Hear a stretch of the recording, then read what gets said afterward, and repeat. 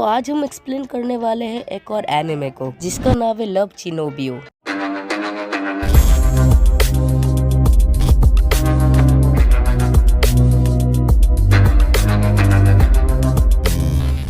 Episode के start में हमें बताया जाता है एक चिनोबियो के बारे में, यानी कि एक बीमारी के बारे में। ये बीमारी डेवलप होती है जब बच्चे 8th ग्रेड में होते हैं। जैसे कि जो बच्चा पहले मांगा पढ़ता था, एनिमे देखता था, अब वो बच्चा न्यूज़पेपर, नॉवल वगैरह पढ़ने लगा। और जैसे बच्चों को लगता है कि उनके पास सुपर पावर है, एक लड़का दिखाया जाता है, उसके बारे में बताया जाता है परफेक्ट एग्जाम्पल है 8th ग्रेड सिंड्रोम का। ये अपने आप को डार्क फ्लेम मास्टर कहा करता था। प्रेजेंट में लड़का हमें दिखाया जाता है जो कि कह रहा होता है अपनी पिछली यादों को देख के वो काफी ज्यादा शर्मनाक था। फिर ये अपना सारा पुराना सामान एक बॉक्स में भर के अपनी बालकनी में आ जाता है। तभी ये देखते ऊपर से एक रस्सी आ रही होती है। फिर देखता है कि उस पे से एक लड़की नीचे उतर रही होती है। फिर ये लड़की का पैर पकड़ के उसको नीचे उतारता है। फिर वो लड़की उसे कहती है क्या तुमने देखा? फिर वो कहता है नहीं। फिर वो कहती है देखना चाहोगे? फिर तेज हवाएं चलने लगती है। फिर वो लड़की नीचे उतर जाती है। फिर नेक्स्ट डे हमें लड़का दिखाया जाता है यूता टोकाशी। फिर ये अपनी बहन से पूछता है हे कुजुआ, मैं तुम्हें कैसा लगता हूँ? फिर उसकी बहन उसे कहती है नॉर्मल। ये सुन के काफी ज्यादा खुश हो जाता है। फिर ये बाहर आती है तो ये बालकनी में देखती है काफी ज्यादा बॉक्सेस। फिर यूता इसे कहता है ये सब मेरा है, मैं इसे जल्दी फेंक दूंगा। फिर कुजुआ उसे कहती है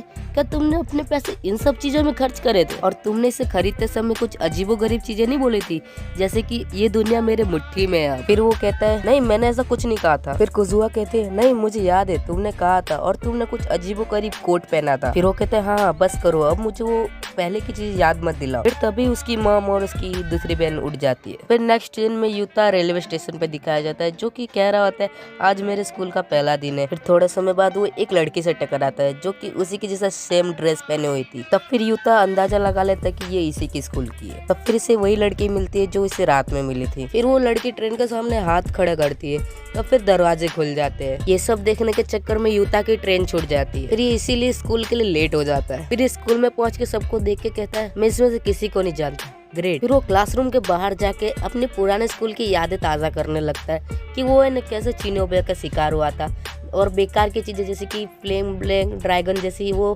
फालतू की चीजें बातें करता था। फिर वो पुरानी चीजों को याद करके कहता है काफी ज्यादा शर्मनाक था। फिर ये कहता है मैं अपनी स्कूल की इमेज पहली स्कूल की इमेज जैसे नहीं बनाना चाहता, पर ये अपने पहले की हरकतें जैसे कहने लगता है अपने आप से ही मैं हूँ डार्क फ्लेम मास्टर। ये सब हरकतें करते हुए उसे वो आईपेज वाली लड़की भी उसे देख लेती है। फिर नेक्स्ट सीन में यूता अपने क्लास में बैठेला होता है। फिर उसके पीछे का बेंचमेट उससे पेंसिल मांगते हुए कहता है तुम कौन से स्कूल से आए हो? फिर ये इसे बताता है इशियामा। फिर ये लड़का इसे कहता है ये तो यहाँ से बहुत दूर है और वैसे मैं भी यहाँ पे किसी को नहीं जानता, मेरा नाम है माकोटो इशिकी। फिर यूता भी इसे अपना नाम बताते हुए मन में बहुत खुश हो रहा होता है। कहता है अपने मन में कि अब मैं भी एकदम नॉर्मल स्कूल लाइफ जी पाऊंगा। फिर माकोटो इसके साथ लड़कियों के बारे में बात करने लगता है स्कूल के। फिर ये कहता है स्कूल के गर्ल्स काफी ज्यादा हॉट है ना। फिर यूता लड़कियों को देखने लगता है। फिर वो लड़कियों में उस लड़की को देखता है जो उसे स्टेशन पे टकराई थी। फिर यूता कहता है ये भी मेरे ही क्लास में। ये सुन के माकोटो कहता है क्या तुम्हें भी निबुडानी पसंद है? वो मेरे लिस्ट में टॉप पे है। इस लड़की का नाम होता है शिनका निबुडानी। फिर यूता अपने मन में कहता है गॉड भी मेरे साथ है क्या? फिर अगले ही सीन में यूता के सामने वो आईपेज वाली लड़की आ जाती है। वो उसे कहती है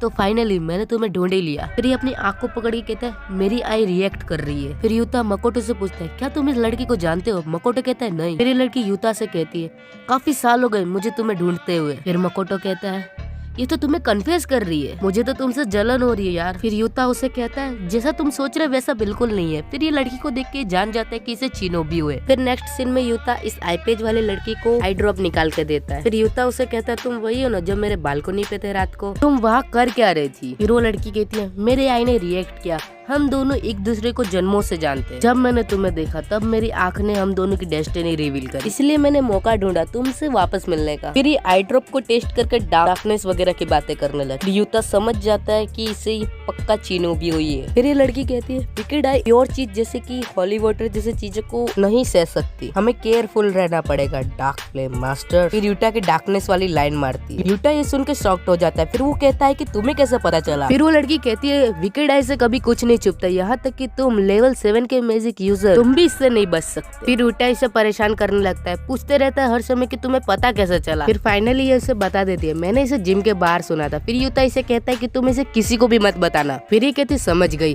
फिर वो उसे कहती है फाइनली तुम लेवल 8 के मैजिक यूजर बन गए। फिर युता कहता है बस ये सिर्फ 8 ग्रेड सीड्रम था, मैं कोई डार्क फ्लेम मास्टर नहीं हूँ और मैं सिर्फ सीधा साधा स्कूल में पढ़ने वाला एक लड़का हूँ और तुम भी। लेकिन ये सब ये मानने से मना कर देती है। फिर युता कहता है विकेड आई जैसी चीजें सिर्फ बकवास है। फिर ये कहती है क्या तुम देखना चाहोगे? फिर युता कहता है तो ठीक है दिखाओ मुझे। तब फिर ये इसे दिखाने के लिए आगे आ रही होती है, लेकिन युता नीचे गिर जाता है। फिर ये अपना आँख खोल के दिखाती है, फिर बहुत ज्यादा रोशनी निकलने लगती है। फिर युता कहता है नहीं ये सच नहीं हो सकता। फिर ये लड़की भी युता पे गिर जाती है। फिर विकेड आई भी नीचे गिर जाती है। फिर हमें पता चलता है कि ये लड़की ने कलर कॉन्टेक्ट लेंस पहन रखे होते हैं। फिर युता ये सब देख के उस पर बहुत भड़कता है। फिर वो इसके आंख में आई ड्रॉप डाल देता है। फिर वो उसे कहता है ये सब बातें किसी को मत कहना। फिर वो लड़की कहती है लेकिन तुमने मेरी आंख देख ली है, कॉन्ट्रैक्ट कंप्लीट हो चुका है। फिर युता ये सब बात सुन के जाने लगता है। फिर नेक्स्ट सीन में हमें एंट्रेंस सेरेमनी दिखाया जाता है, जहाँ पे शिनका स्पीच दे रही होती है क्योंकि वो वहाँ की क्लास मॉनिटर होती है। नेक्स्ट सीन में क्लास ओवर हो जाता है। नेक्स्ट सीन में मकोटो युता को इनवाइट करता है बाहर लंच पे। ये सुन के युता काफी ज्यादा खुश हो जाता है क्योंकि अपने पहले वाले स्कूल में वो अकेले बैठ के लंच करता था। फिर युता इसे कहता है सच में तुम मुझे इनवाइट कर रहे हो? फिर मकोटो इसे कहता है क्या तुमने टाकानाशी को प्रॉमिस कर दिया साथ घर जाने के लिए? इस तरह युता को उसका नाम खबर पड़ता है, रिका टाकानाशी। फिर युता इसे कहते हैं हमारे बीच कुछ नहीं चल रहा। फिर बाद में मकोटो के फ्रेंड्स उसे बुलाने के लिए आते हैं, लेकिन पीछे से युता की मैम उसे बुला लेती है। फिर मैम उसे कहती है ये है रिका, इसने अपना पर्स खो दिया, तो क्या तुम उसे अपने साथ घर ले जा सकते हो? तब फिर युता कहता है तो मैं ही क्यों? फिर उसकी मैम कहती है क्योंकि तुम दोनों के घर काफी नजीक है। तब फिर युता को खबर पड़ता है ये तो एसी के ऊपर वाले फ्लोर पे रहती है। तब फिर युता रेलवे स्टेशन पे आके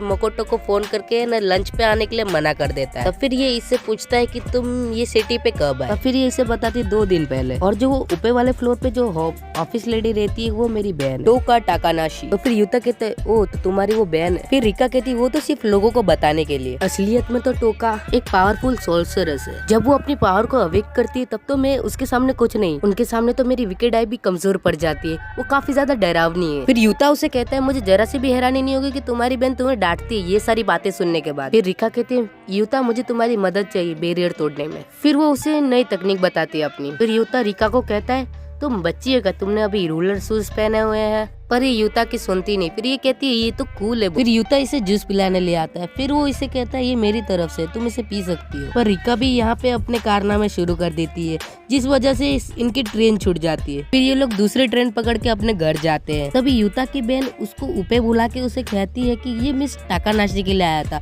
पर उसके घर पे कोई था नहीं, तो उसने डिलीवरी बॉय ने हमारे घर पे दे दिया। फिर युता रिका से कहता है ये सब तुम्हारा है क्या, और इसे मारने लगता है। फिर इसकी छोटी बहन पूछती है ये कौन है? तब फिर युता कहता है ये मिस टाकानाकी की छोटी बहन है और ये लोग ऊपर रहेंगे। फिर ये रिका से पूछता है इन सब के अंदर है क्या? फिर रिका कहती है ये सब मेरे खजाने हैं। फिर युता कहता है यानी कि सब कूड़ा कबाड़ है। फिर रिका एक अम्ब्रेला निकाल के कहती है ये एक वेपन है। अब युता इसकी मदद करने लगता है बॉक्सेस को ऊपर रखवाने में। बॉक्सेस रखवाते रखवाते रात हो जाती है। तब फिर युता रिका से पूछता है तुम्हारी बहन कहाँ पर है? रिका कहती है वो हमेशा लेट आते हैं घर पे। नेक्स्ट सीन में रिका युता की फैमिली के साथ डिनर कर रही होती है। फिर कुजुहा रिका से पूछती है कि तुम्हारे ये आई को क्या हुआ? फिर रिका फिर से ड्रामे चालू कर देते हैं विकेड आई वाले। फिर युता इसको कहता है कि कुछ नहीं हुआ इसकी आँख को, टेंशन मत लो। फिर युता की छोटी बहन यूमिहा उसकी स्वॉर्ड लेके युता को मारने लगती है। फिर युता कहता है इस तरह इसे मत चलाओ। फिर इसकी छोटी बहन कहती है ये बहुत कूल है। फिर युता कहता है नहीं ये बिल्कुल भी कूल नहीं है। फिर रिका भी पीछे से कहती है हाँ ये बहुत कूल है। फिर युता की मॉम कहती है हाँ मुझे याद है तुम ये स्वॉर्ड लेके मैजिक स्पेल बोला करते थे। फिर युता अपनी मॉम को कहता है कि आप ये सब बातें मत करो। फिर युता बालकनी में आ जाता है। फिर वो आके कहता है मैंने उन्हें कहा था ये कबाड़ को नहीं छूने के लिए। फिर रिका आके कहती है ये सब चीजों में डार्क फ्लेम मास्टर की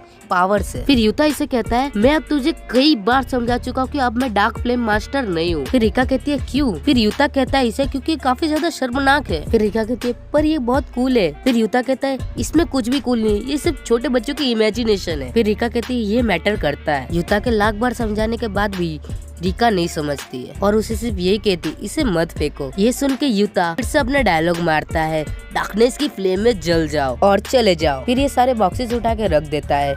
फिर ये इसे कहता है गलत मत समझना, मुझे लगा कि ये फेंकने के लिए काफी ज्यादा कीमती है और इसीलिए मैं इसे बेच के थोड़े पैसे कमा सकता हूँ। ये सुन के रिका काफी ज्यादा खुश हो जाती है। फिर युता इसे कहते हैं चलो अंदर चले, बाकी तुम्हें कोल्ड हो जाएगा। और इसी के साथ होता है हमारा एपिसोड एंड। अगर आप लोगों को हमारा एक्सप्लेनेशन वीडियो काफी ज्यादा ही पसंद आया है तो हमारे चैनल को सब्सक्राइब करके बेल नोटिफिकेशन को ऑल पे सेट कर और वीडियो को एक लाइक जरूर कर देना। तो अभी के लिए बाय।